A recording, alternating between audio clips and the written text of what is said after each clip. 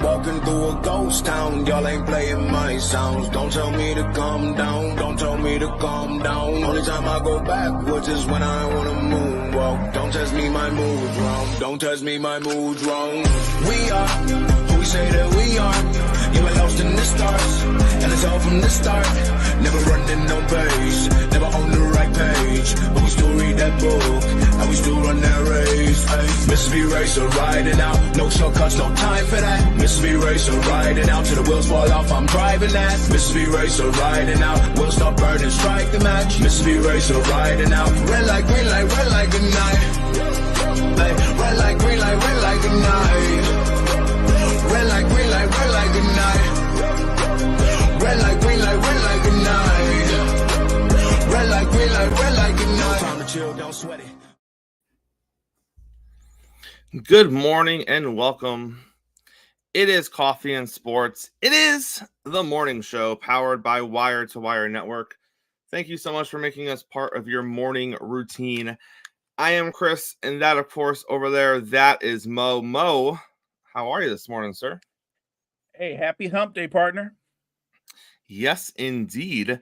Mo, let's start with this. As I get my bearings over here, everything seems a little off this morning. I have no idea why. Word out of Lakerland, Mo, and I'm sure that you possibly saw this coming. Maybe you probably saw this coming. Maybe you're going to sign off on it. I don't know. We're about to find out. But word out of Lakerland is that Darvin Ham is not going to keep his job. Losing to the Denver Nuggets twice in a row in the playoffs the way that he did seems, along with other things, seems to be the catalyst behind the current rumors coming from NBA insiders that he will be removed as the Lakers head coach in the coming weeks and that they will not be pushing forward with him.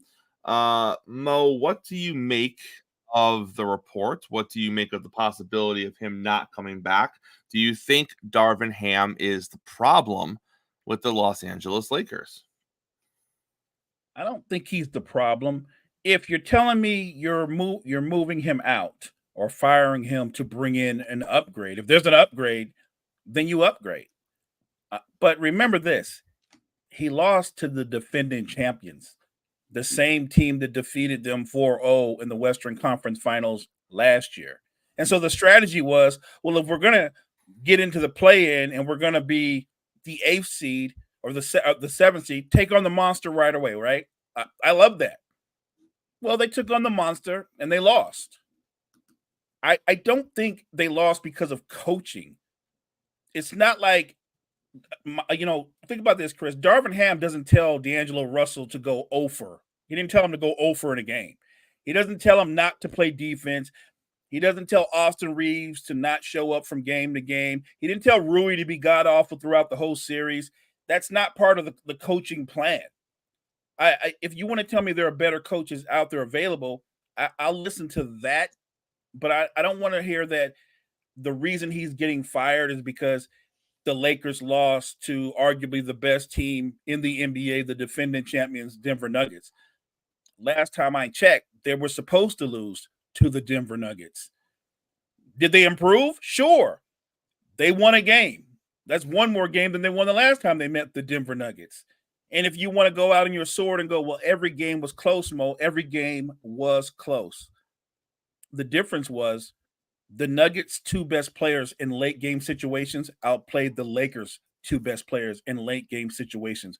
And that's not all coaching. Sometimes it literally comes down to the guys that are on the floor. I know everybody needs a scapegoat. For me, it's not that deep. The Lakers are not a better team than the Denver Nuggets. They aren't. And it was proven on the floor in 5 games. Again, if you think you can actually upgrade, I'm wondering what name, if he's fired, who are they plugging in? Who are you bringing in? Because ask the Milwaukee Bucks how quick these little quick turnarounds are. Because Adrian Griffin got fired when they had the best record in the league. Doc takes over, and they're one of the worst teams in the league. They stumbled into the playoffs. So I don't know where I've heard some crazy rumors about they're going to interview JJ Redick. Okay. And that might work out great. The problem is him and LeBron are friends now on the podcast, but that dynamic changes when he becomes Coach Redick, right? It's different. Will that work? Would that work? I don't know. I think the Lakers have a bigger issue, Chris, and I think it's a roster construction issue more than a coaching issue. I think it's a flawed roster that's built around AD and LeBron. And if they can correct that more than anything, then they will get better results. But to throw Darvin Ham out there as a sacrificial lamb, I disagree with that. He's not the best coach in the league, but he's not the reason why they lost to the Nuggets. They just lost to a better team outright. It's almost an unfortunate situation, Mo, because you go and you get AD, and when you get AD, you kind of lock yourself up for a handful of seasons as far as the flexibility that you have and the flexibility that you don't have. And they're coming out of that right now.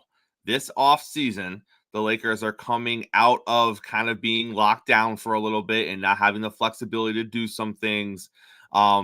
Coming into this offseason, they have the opportunity to utilize the trading of 3 first-round picks. Yes, they don't have 3 first-round picks, but should they acquire some things, they have the ability to start moving around bigger picks now.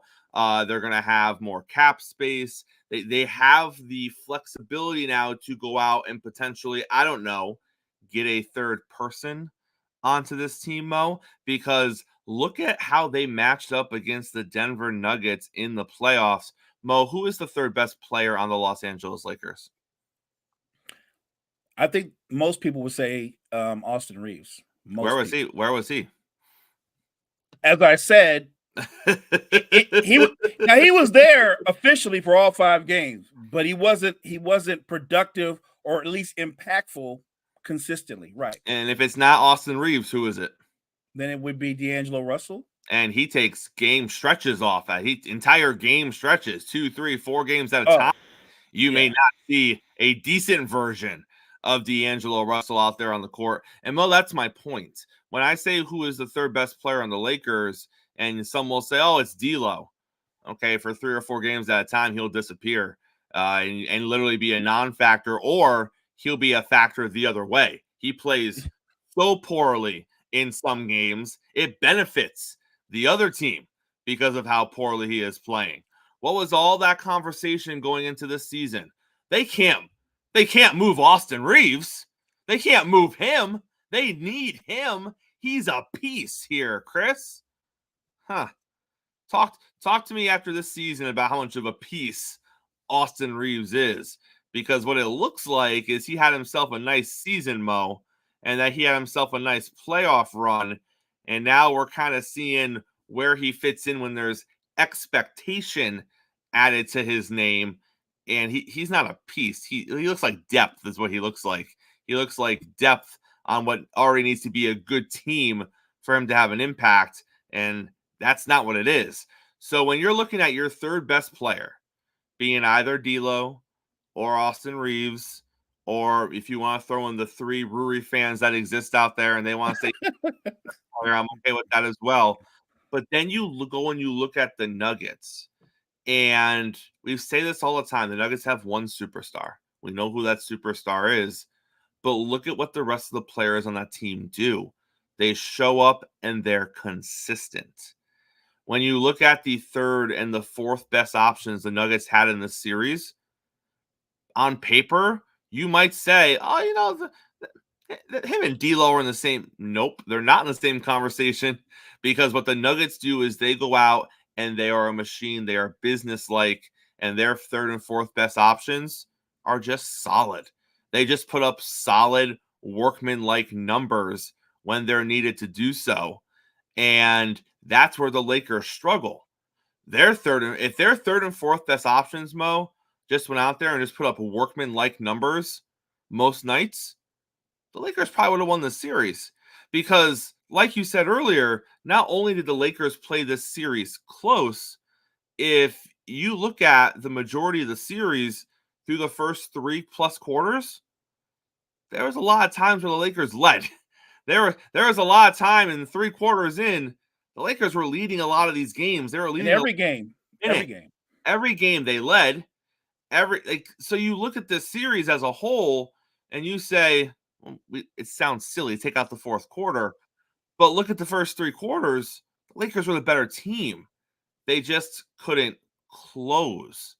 And why couldn't they close? Well, you look at their third and fourth options, they did nothing in this series. So when you look at a team over there on the other side, like Denver, who just keeps chugging along, who doesn't get too high, doesn't get too low, who says we're down by 10, that's fine. Just keep moving. It's going to come to us.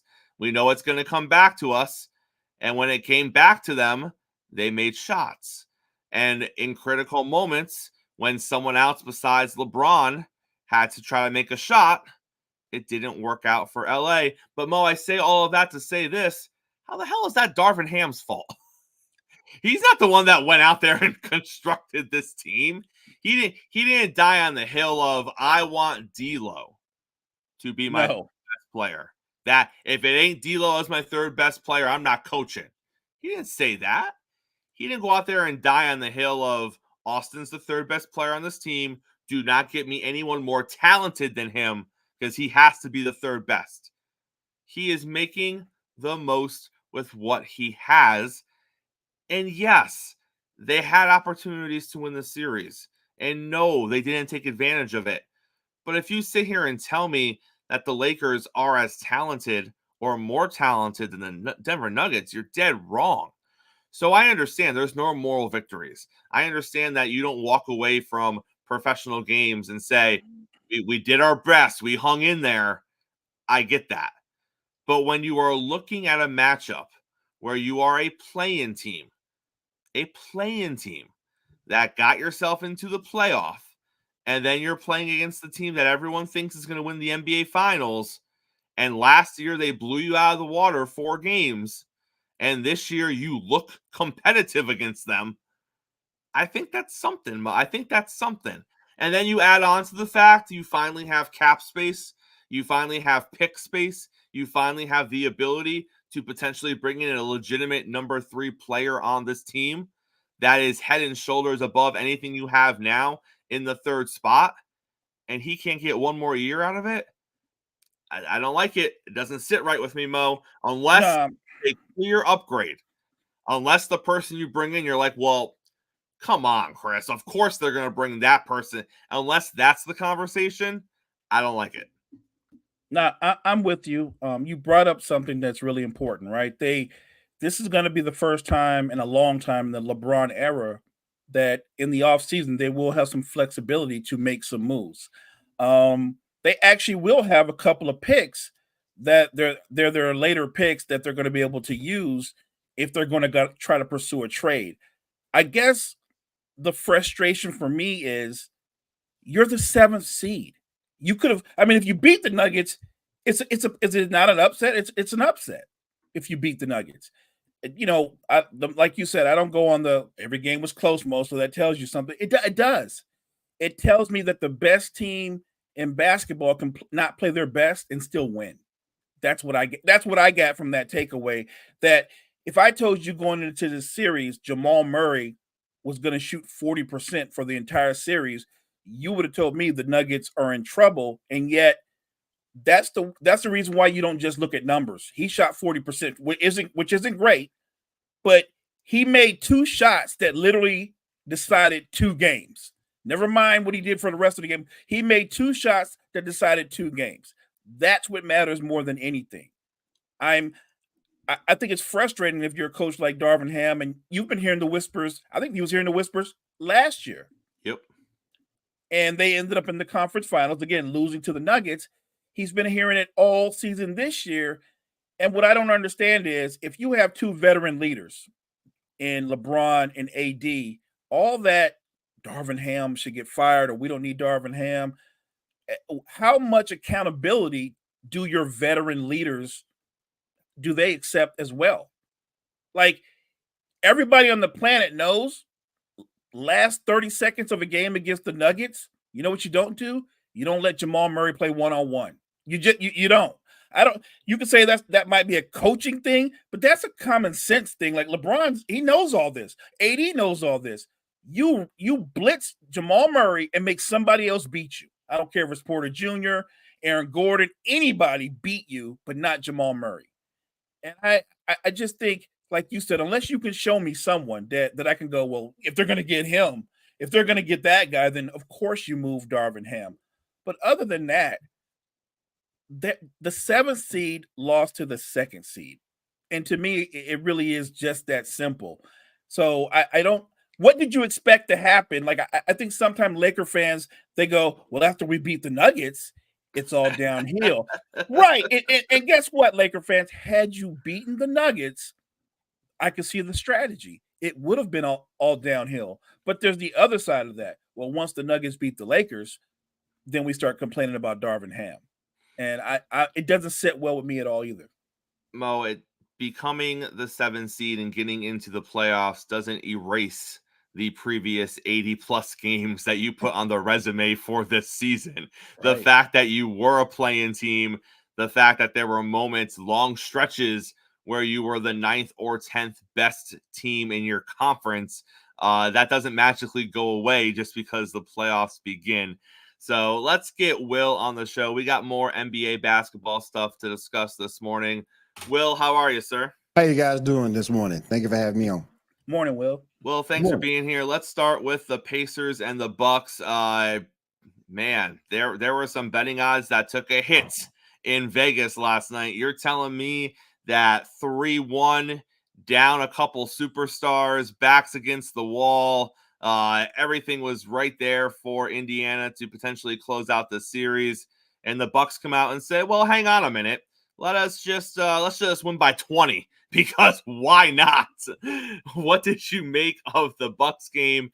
And Will, does this kind of breathe new light into the Bucks? Because this was the situation where you looked at it and you were like, there's no way.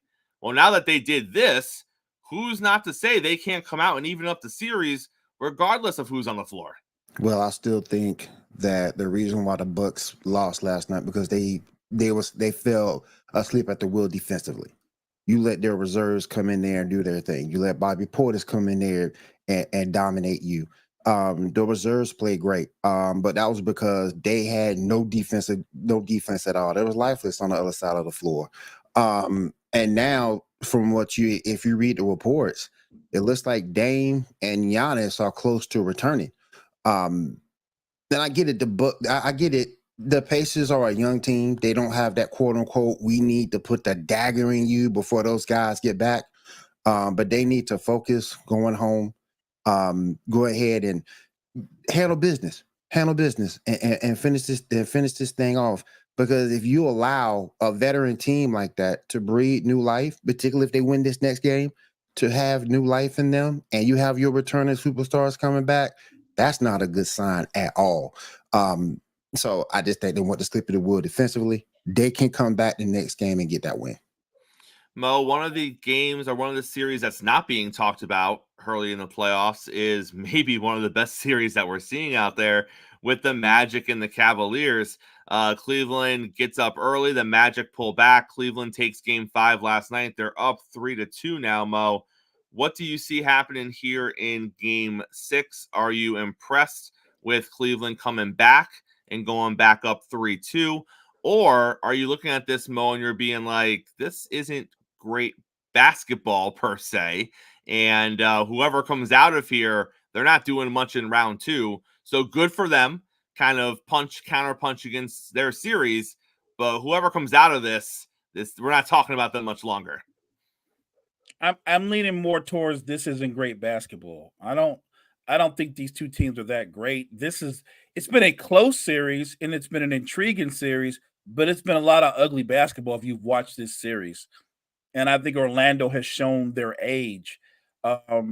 They've missed, I think last night they missed 9 free throws in a 1-possession game. You can't do that. Nope. They came into this game one of the worst 3-point shooting teams in the NBA. I talked about this before.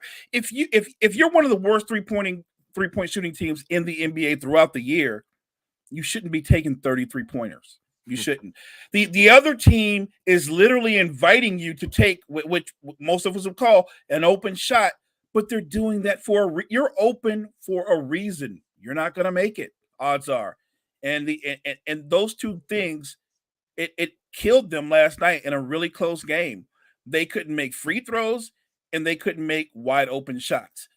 To Cleveland's credit, I thought Donovan Mitchell played very well. I think Evan Mobley was excellent on the defensive end. The shots he didn't block, he altered. I know if you haven't been following this series closely, Jared Allen was out. Mobley actually played center, and he looked terrific at center because of his ability to play in space and to show and recover defensively. So, to me, I think Cleveland's going to close this series out. It'll be a close game again, I think so, but I think Cleveland will find a way. They've got a little bit more firepower when you've got Donovan Mitchell and Darius Garland. I just think right now, Palaba and Carroll and company, they're just young, inexperienced. This right here, it's a good start for a young team. It'll give them something to lean into going into next season. So a good season by the Magic, but I just think Cleveland's a little too much. And look, I think most of us would agree, whoever wins this series, they're not going to win the next series. Mm-mm. Will, who has the best chance of coming out of this series and doing anything in the next round of the playoffs? I would go with Cleveland. I think they have more firepower than Orlando. They can at stretches get at it defensively at stretches. But like Mo said, whether they win, they're not winning the next round because they're expending a lot of energy in this series, and they're gonna and that's not gonna be advantageous for them going into the next. But I think if one of those teams, it'll be Cleveland.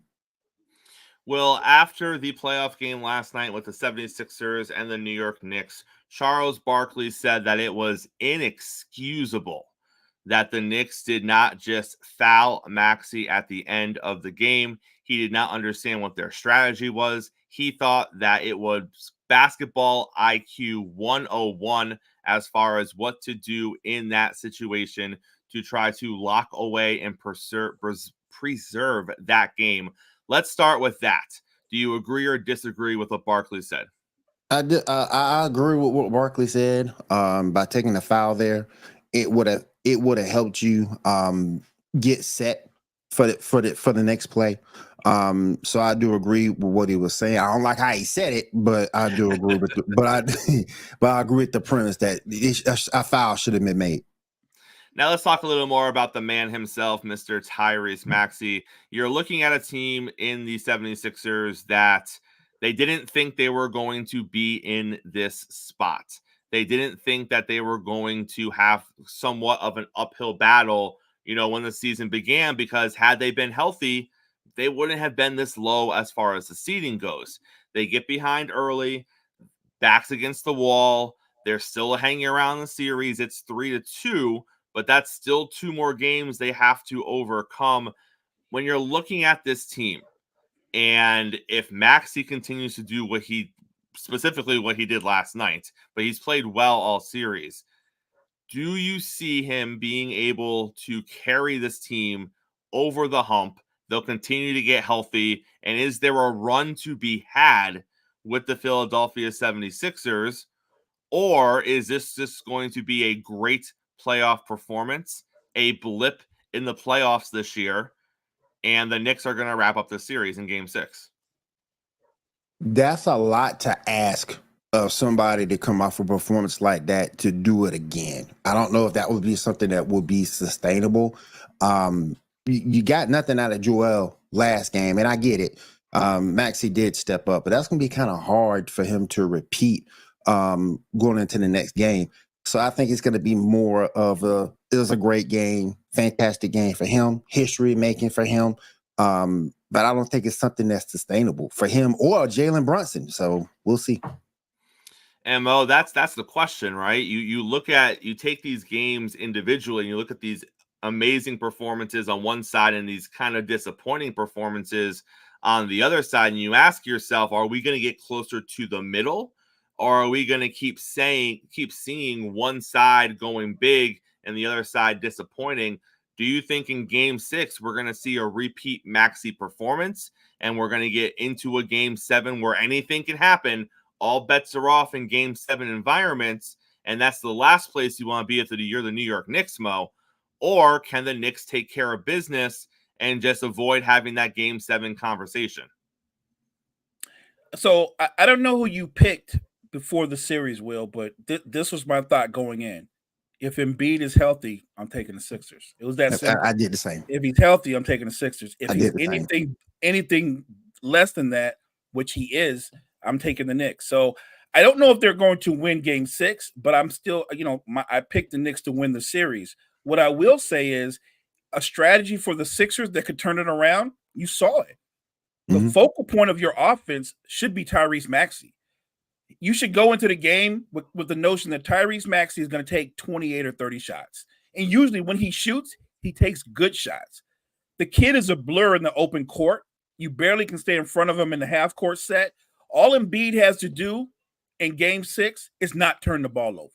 Like, he didn't have to score 25 or 30 points. Just not turn the ball over. Rebound and not turn the ball over and let Maxey do his thing. If they do those two things, I think there will be a Game 7.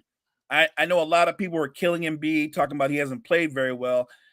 I'm not going to kill him. I'm just going to say he didn't play well, but I want to remind everybody, playing on one leg, he's got Bell's palsy going on with his face, and he's got migraines.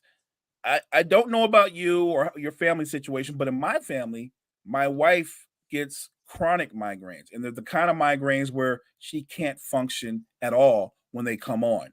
So for him to have a migraine on game day and then still show up and play, I'm not going to kill the guy for that. I'm not. Because in this era, most guys will use any excuse not to play. So I get all the anger towards Embiid, thinking that he's underachieving. I'm not going to go that route. I'm going to say that Tyrese Maxey, this is his coming out power. You know what I mean? Like, I'm not going to use the term superstar, but this is his coming out party. And if the Sixers win this series, it'll be because of Tyrese Maxey. And I just want to say this too. Tyrese Maxey, he can be the lead, but you're going to have some people to come with him. And you saw that last night. You saw Tobias Harris come out with him. You saw Kelly come out with him too. So if he can get some people to come with them and support him, hey, sky's the limit for Philly. It won't be Buddy Hield. It won't be Buddy Hield. No, hell no. Oh my gosh, the Buddy slander. I can tell you who it won't be. It won't be Buddy Hield. No, I trust Oubre and Harris to come out more than I do Buddy Hield. To Gene's point, yes, Joel is healed from the knee injury, but his conditioning is still not where it is. And to Mo's point, even though he is healed from the knee, he has other things going on. But can we say this too? Yeah, he didn't play the best game, 7 for 19, but he still gave you 19 points. I mean, yeah, he was still a contributing factor in the win. But he needs to not turn the ball over. Yes. He needs not to turn the ball over. Exactly. He needs not to turn the ball over. But in terms of contributing to the team and showing, hey, I'm here with you guys and with you brothers, despite the fact of my situation going on, I'm still here with you guys. So that says a lot to me because it shows he's a team player. Gene, it doesn't matter if Buddy has played or not. Mo will take any opportunity he can to talk about his good friend Buddy. But to be clear, Gene, you've been watching the Sixers. I've been watching the Sixers. When Buddy has played, he hasn't played. So he's consistent that way too. Hey, we need to get Buddy on the show for an interview. Will, LeBron James is one of the few guys in the NBA where he can say nothing, but yet he says everything. He's very calculated with what he says or doesn't say. He is very aware of the impact that his words have. He was asked right after the Lakers lose the series, was that the last game you ever played as a Los Angeles Laker? I personally think that reporter should have been escorted out of the room. Like, that's not the time to ask that question. No, it's and not. If you thought you were going to get an actual answer out of LeBron James in that moment, you also don't know LeBron that well because he wasn't going to give you anything real in that moment. He gave the basic, I haven't really thought about that. I'm not going to answer that right now. But then LeBron had a couple of days, not a couple of days. He had some time to think about it. And he went to social media and he did put together a post because that's what LeBron does. Because when LeBron wants people to finally start talking about it and he's ready to talk about it, he's going to go out there and put something out there. And he said that he is uncertain of his NBA future, but he hasn't actually started the process of thinking about it yet. He's just looking forward to hanging out with family and kind of unwinding after the NBA. Blah, blah, blah, blah, blah, blah, blah, blah, blah. Will, is he going to be a Laker next season? Let's start there. Look, I think he loves it in LA. I think he really loves it there. His family's there. I really think he loves it there. Gene is killing me. LaSoft, LaFrog, a little annoying. He loves it in LA. I really think he does. But the timing is perfect for him to opt out. It's perfect for him to opt out now because now he can go to a possible contender and put in his own terms. If he signs back with the Lakers, unless they do something with those picks, like Mo was talking about earlier, to improve the team, to bring somebody over, it would be more of the same. And you talked about it earlier too, Mo, about Darvin Ham. We didn't start looking at Rob Pelinka too, but just to say that this loss would be the reason why he would leave, no. I think he loves it there, he enjoys it there. But if he was decide to leave and go somewhere else to where he can go to a contender and win, this would be the perfect time to do so. I personally don't think he's going to because of the family situation. But if he were to leave right now, the time is right now. The time to strike is now for him to go to a contender. And Mo, with this LeBron story this morning also came this interesting tidbit, kind of a 180 from where we were only 2 or 3 months ago, which is LeBron apparently, according to the rumored innuendo, doesn't really care about playing with his son anymore. He would love to play with him, but it's not a driving or a focal point. I have a hard time believing that. He's only spent years talking about this every opportunity he could get about how it would be a dream to play with his son. Mo, is it possible that LeBron's looking at the landscape of the NBA draft and he's thinking, if you are a garbage team, don't do it because I'm not coming to it. Don't think you're going to lock me in somewhere because I'm not doing it. You know he is. You know he is. You know that Clutch Sports, Rich Paul, the whole crew have gone through back channels and let it be known, don't bother drafting Bronny. It's not going to work out for you. If you do, it's not going to work out for you. You know they've already done that. Look, I think we can all agree that LeBron James loves the attention. And he's Mr. Passive Aggressive. So he's going to give you just enough to keep you interested and to keep you speculating. What I think LeBron wants to leave the Lakers in a situation where they have to do something. He's not saying it, but by saying what he said, I would like another star to go with me and AD. You need to make some changes or give me some assurances. And if they don't do that, I'll say this: if let's say they stand pat and they basically try to bring back the same roster, he's not coming back. Nope, he's not coming back. Nope. He wants them. Here's the crazy part: he wants them to go ahead and mortgage the future some more, right? So you don't have picks, so that the Lakers won't have picks until 2030, because he's in win now mode. We all agree on that. We all know that, and I think that puts Rob Pelinka and Jeanie Buss in a really odd situation. Jeannie's one of those, she's old school like her pops, right? It's always you honor your stars, you keep your stars, so it shows future stars how your franchise treats stars. That's how she does business. Pelinka, I actually think he's more new school, where Pelinka's like, we got to think about the future at some point. This run comes to an end, and we got to think about life after LeBron and AD.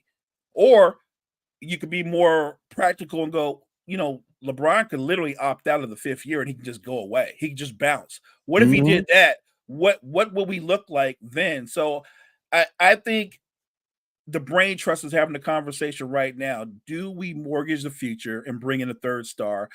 The history says they will, because if you know anything about the Lakers, they don't get better through the draft. They always get better through trades. That's what they do. They always kick the can down the road and mortgage the future for a current star. So I think that's what'll be that'll be plan A. Anything less than bringing in a third star, LeBron James walks. Hey, there's a lot of people who you could bring in. You could bring in Trae Young. You can bring in DeMar DeRozan. You can bring in Trae Young. You can bring in DeMar DeRozan. There's a lot of talent you could bring in there. I don't know how that'll work out, but there's some talent that you could bring in. But if you don't bring that in, I think LeBron's gone. Gene said in the chat, LeBron to Golden State. Yeah, look, you hear this conversation about the changing of the guard, right? Because LeBron, Steph, KD all sitting at home, and the question mark I have is this the changing of the guard? Is it the changing of the guard, or is this a one-off and the young guys just one-off this year? What happens if Steph and KD team up again, or LeBron and Steph team up? Does that change anything? Does that move the needle? Because the way I see it is, I don't think Oklahoma City is going away anytime soon. I don't think the Timberwolves are going away anytime soon, and they could get better too, right? They could get better. I actually think, and I've said this, the current version of the defending champion Nuggets, this is the worst roster top to bottom that they're going to have.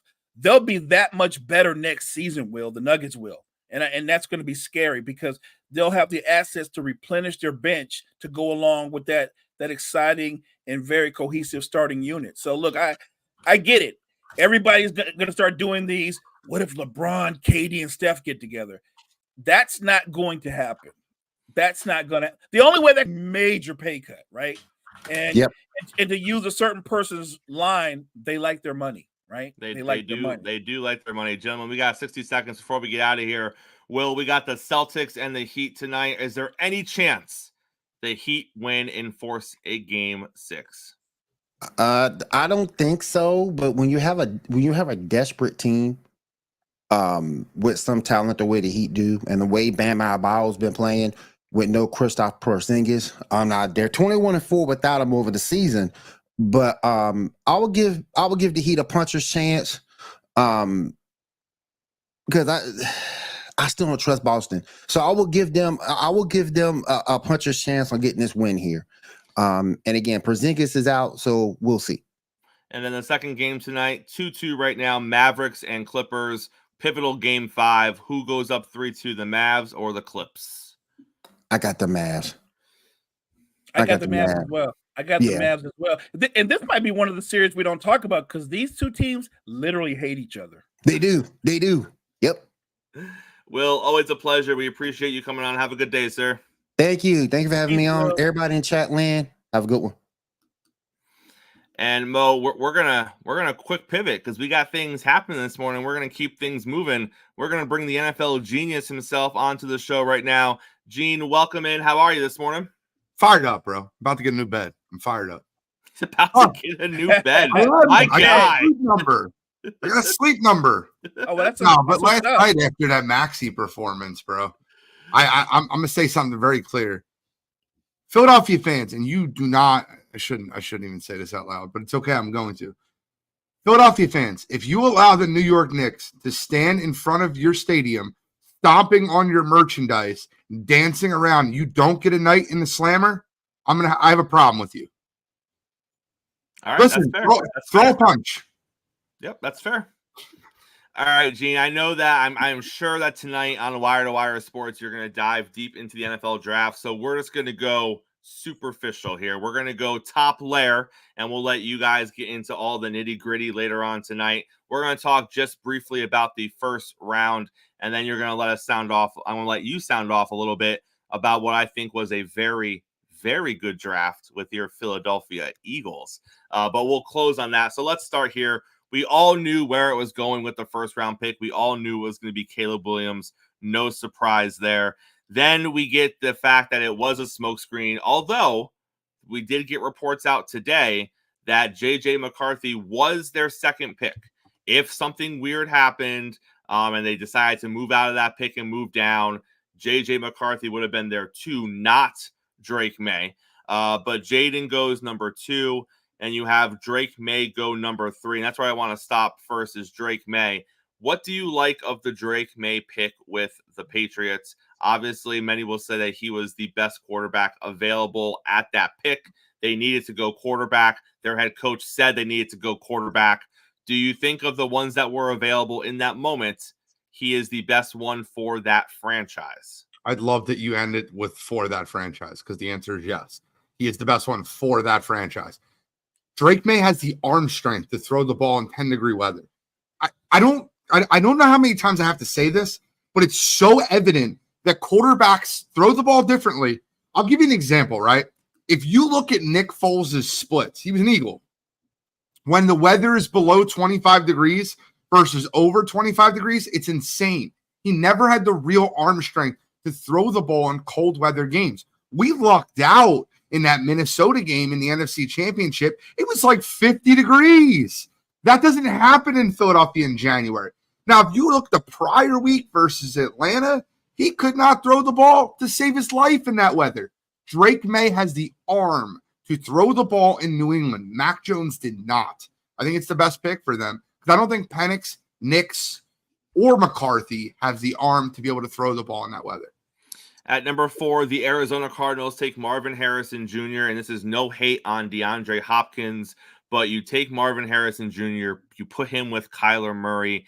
Is this really the first opportunity that we're going to see with Kyler, with electric number 1 type talent around him on the offensive side, to allow him to maybe find whatever his next level is at the quarterback position? Because we've seen flashes from him, but the conversation has always been he's never really had elite talent around him on the offensive side.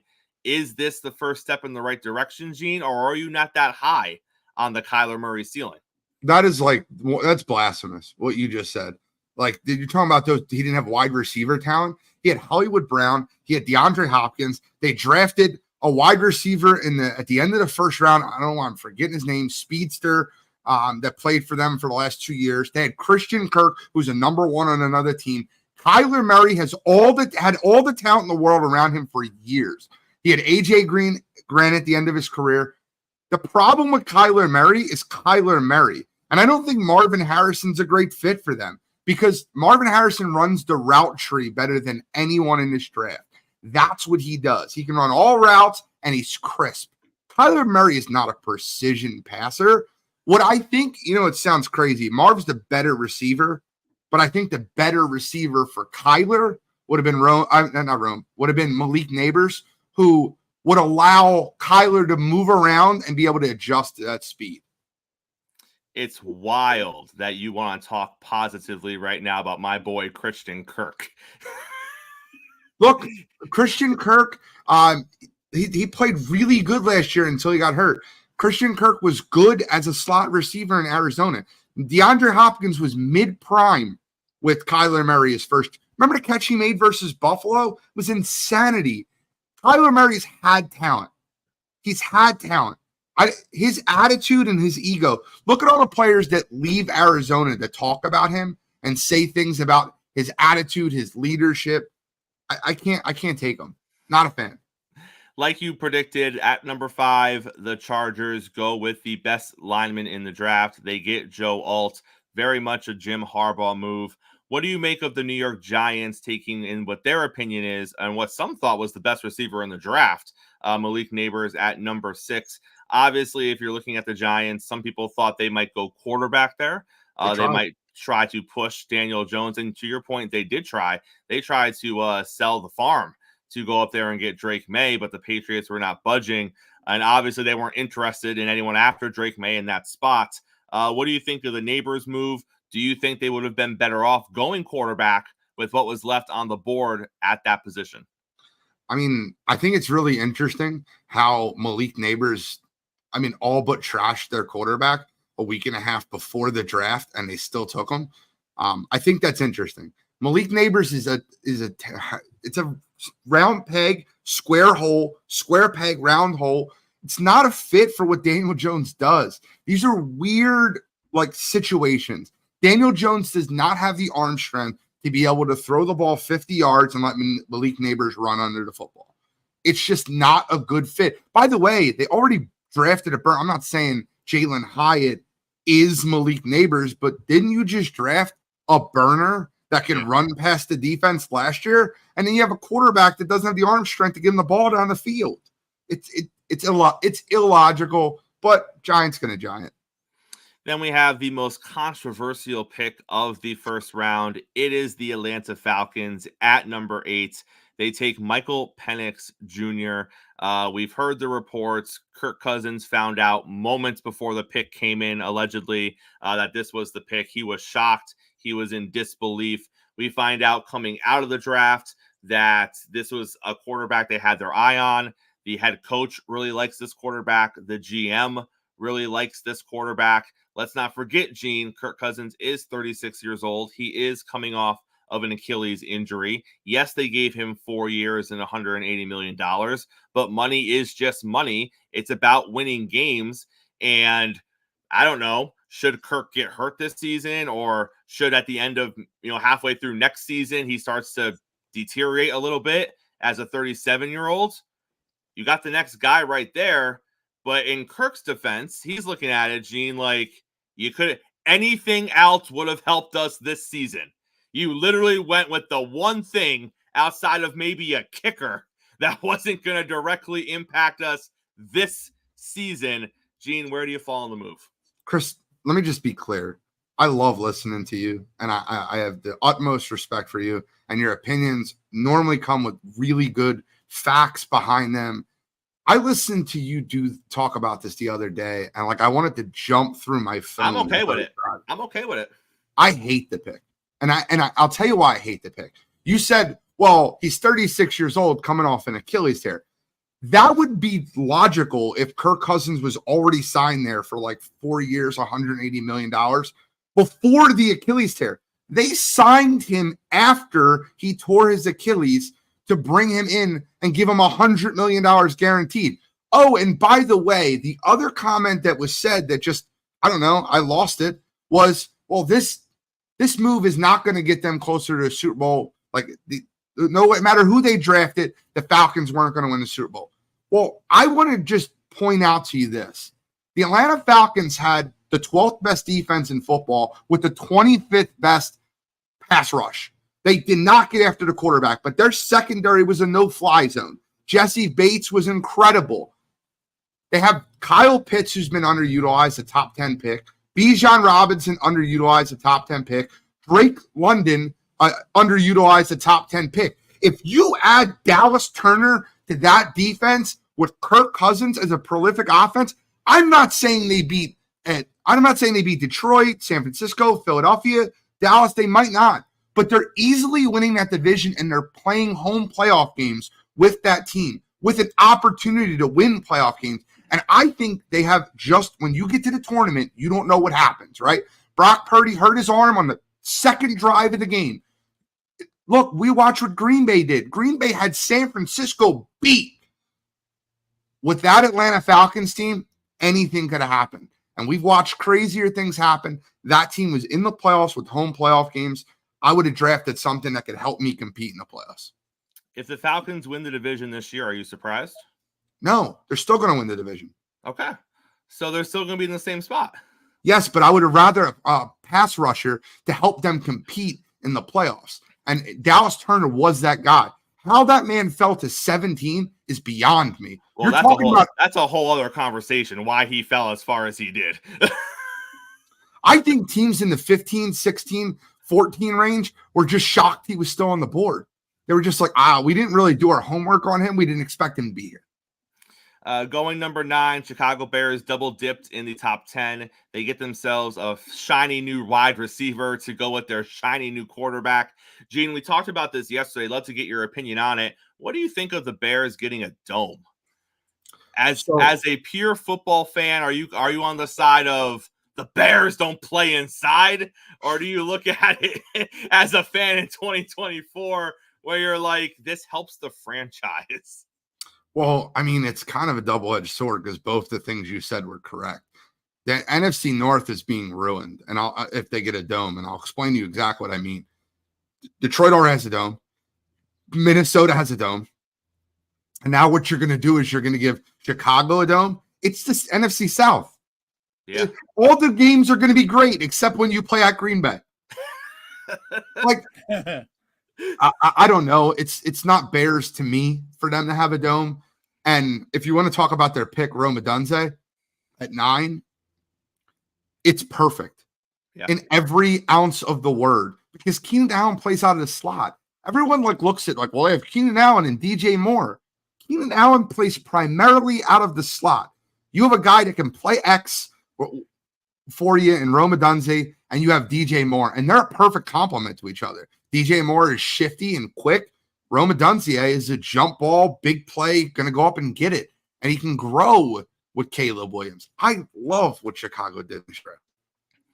Minnesota makes a trade. They come up and they get JJ McCarthy at number 10.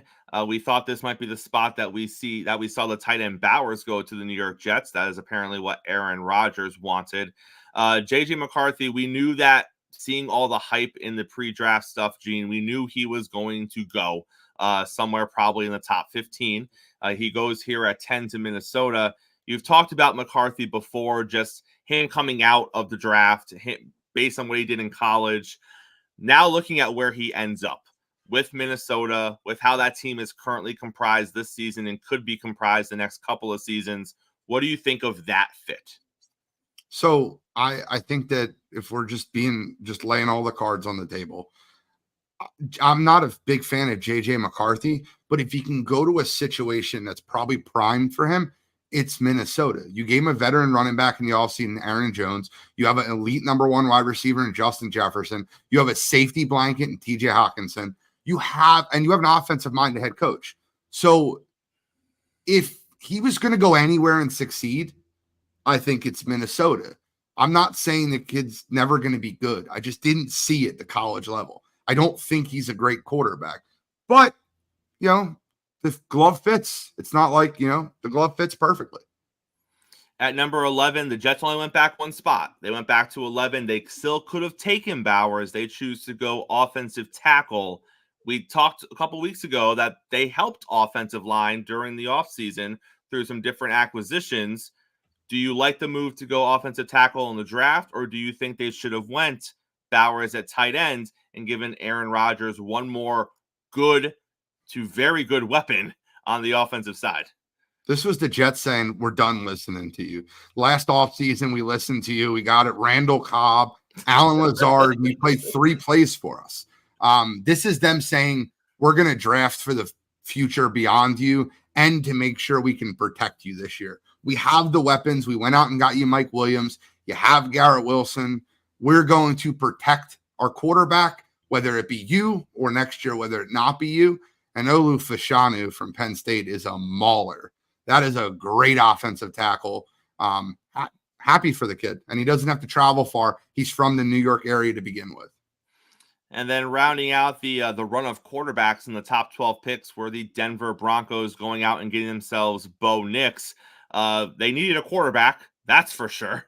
They didn't. We heard rumors they tried to move up, but there wasn't much space for them to move up, especially with the run of quarterbacks going above them and everyone knowing why they were going to be moving up. So they take Bo Nix. What do you make of the fit?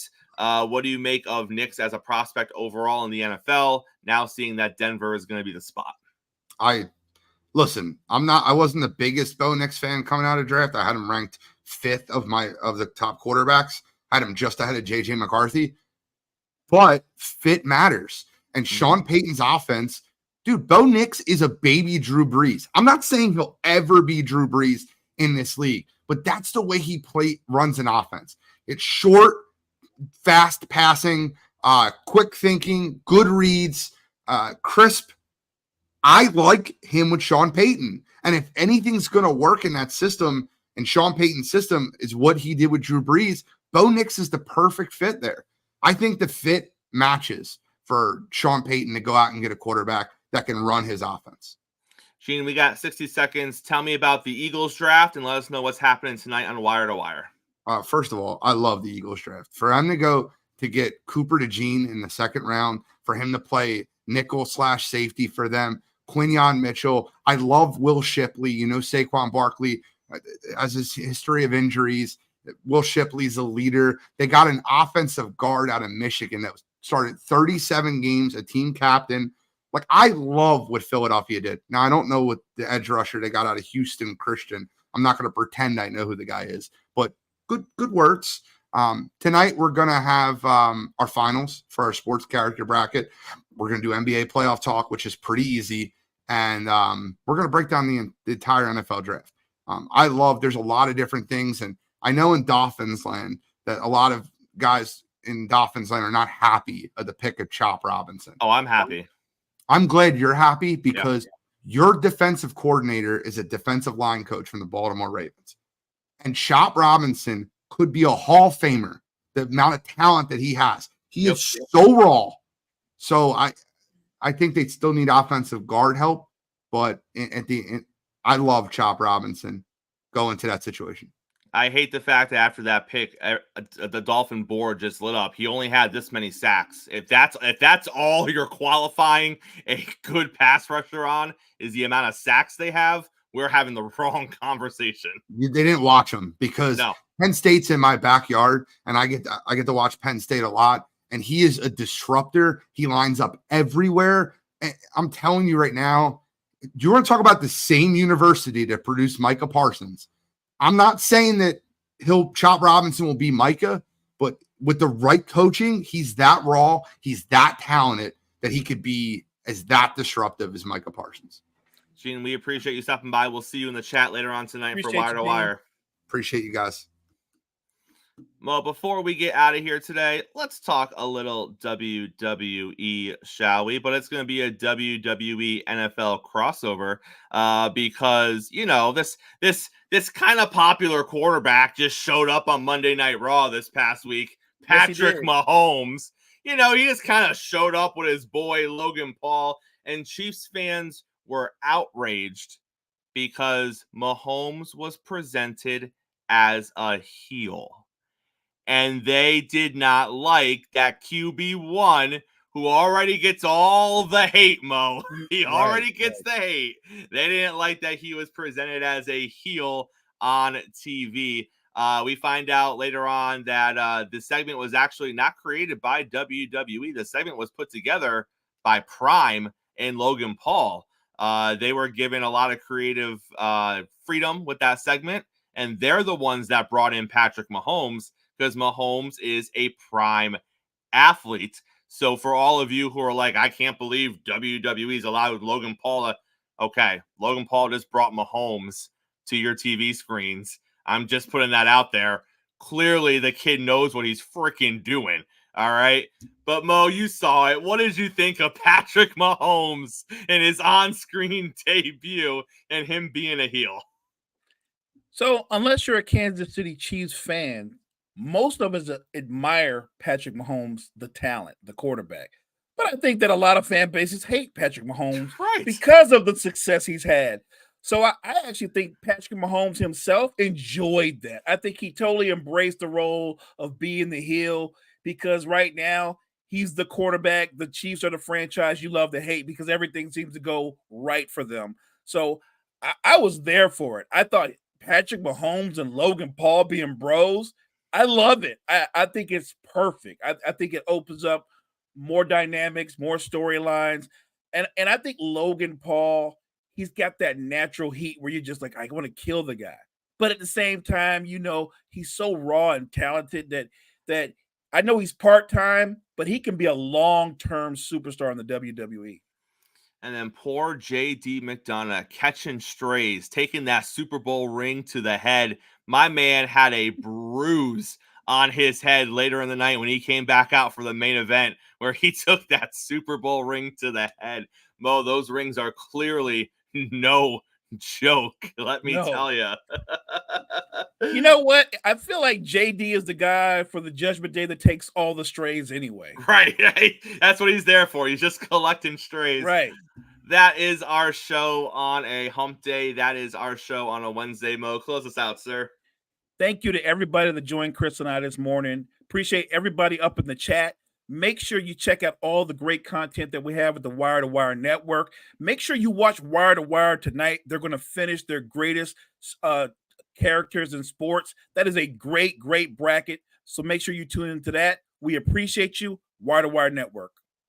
We'll be back here same time, same place tomorrow. JG will, I think JG will be with us as they are priming up for the end of their season. And of course, he'll be here to talk Major League Baseball.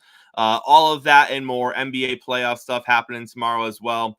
Coffee and Sports. It's the morning show powered by Wire to Wire Network.